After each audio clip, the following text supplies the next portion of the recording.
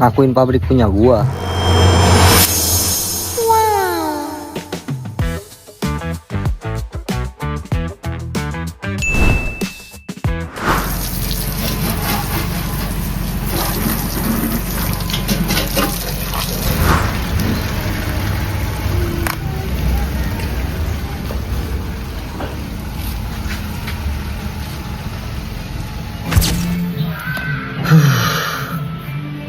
Satu baru ngirim seperti biasa ya, namanya juga kita usaha ya, mengusahakan semuanya, mengusahakan segalanya harus siap dengan resikonya.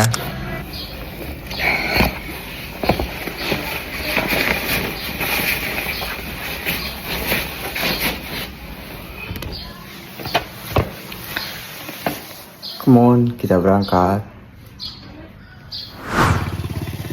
Oke, kita lanjut lagi ya. Kita langsung menuju ke tempatnya. Gak usah banyak bicara, gak usah banyak basa-basi, langsung let's go. Ini udah sampai di tempatnya ya. Mungkin ada berisik. Saya mau kasih tahu mesinnya.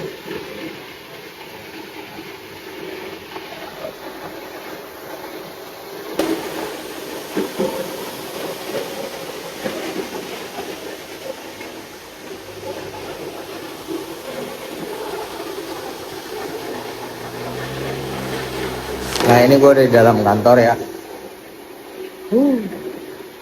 Biasalah kita buat ya namanya pertemuan. Gak tahu nanti dealnya gimana.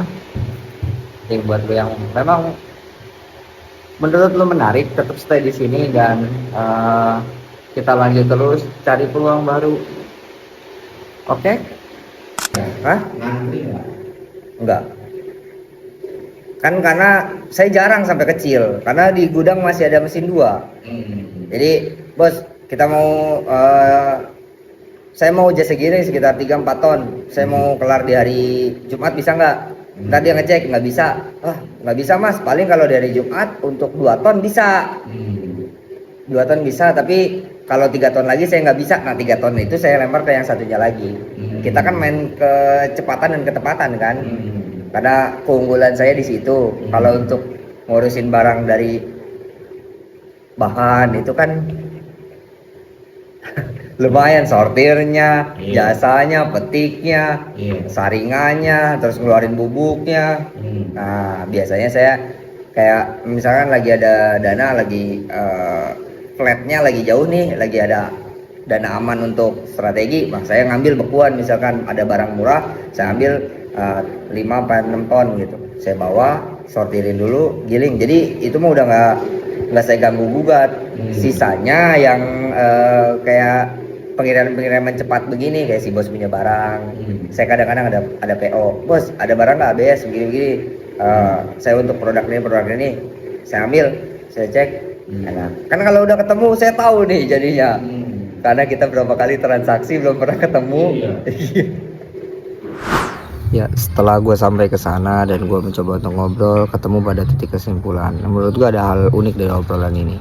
Orang itu menurut gue agak terlalu overreaction. Karena kenapa? Bosnya sendiri sebenarnya menyerahkan pabrik itu untuk di branding sama gue. Coba mas dibantu untuk biar kita juga sama-sama jalan, biar rame juga, biar enak juga. Selain dia sebagai mitra gue ya, gue pemasok jasa juga ke dia gitu nantinya, karena ini baru.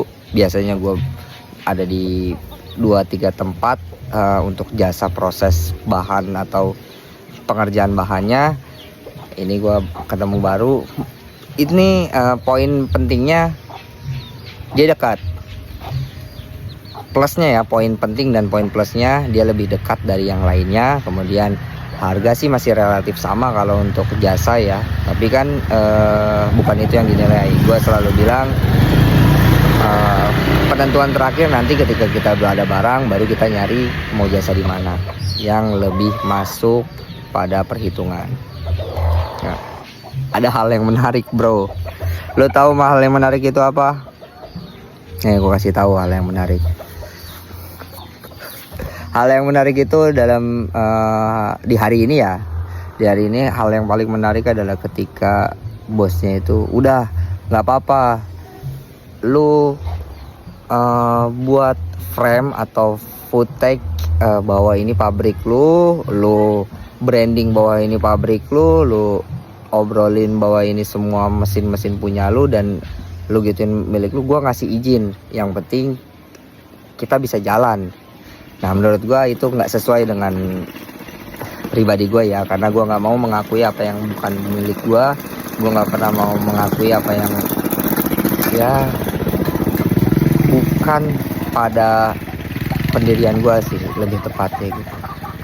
Karena kenapa? Di satu sisi gue punya prinsip satu, sederhana prinsip gue. Semuanya itu titipan bro, semuanya titipan.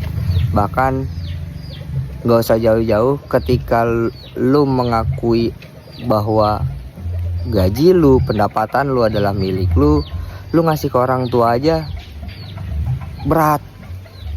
Karena lu merasa gue capek gitu, gue pusing, gue yang lelah bangun pagi, itu kadang kita berat. Dan prinsip gue selalu pada prinsip yang semua itu titipan. Ketika gue dapet duit sedikit banyak ya, jadi gue kalau ada masalah kayak untuk kemanusiaan, untuk orang tua, untuk keluarga, kemudian kerabat, teman dan lain-lain, ya udah ambil simpelnya. Mungkin itu bukan rezeki gua, mungkin itu rezeki yang dititipin lewat perantara gua, jadi nggak perlu ambil pusing. Kita juga nggak terlalu merasa wah kehilangan banget gitu, kerasa bahwa ini kerja keras gua selama ini, gua dapat sekian dari pagi sampai malam, dari siang sampai ketemu, aduh udah kepala di atas kaki di bawah, balik lagi kepala di bawah kaki di atas, tapi hasilnya buat orang lain, yang menikmati orang lain. Nah itu akhirnya sesuai dengan cerita gue tadi. Untuk sesi itu gue bilang enggak bos, ini menurut saya lebih ya kita ngobrol apa adanya. Saya di sini ngejasa, si bos sebagai mitra saya.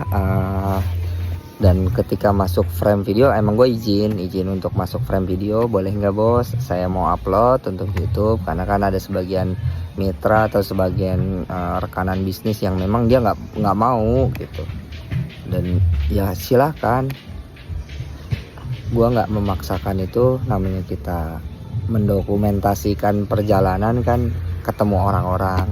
Ada orang-orang yang mau dimasuk ke dalam frame, ada orang yang nggak mau. Itu kita tanyain dulu biar nantinya kita nggak kesalahan. Makanya habis pulang dari situ gue mampir ke sini.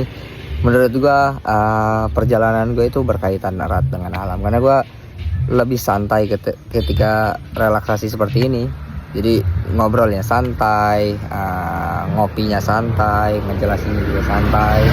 Ya banyak hal lah di luar sana yang memang harus kita pikirkan, walaupun berat.